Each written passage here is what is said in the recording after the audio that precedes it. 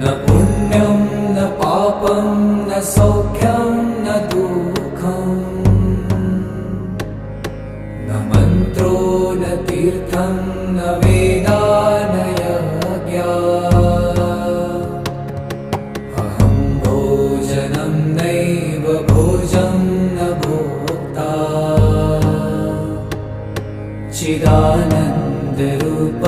शिवोऽहं शिवोऽहम्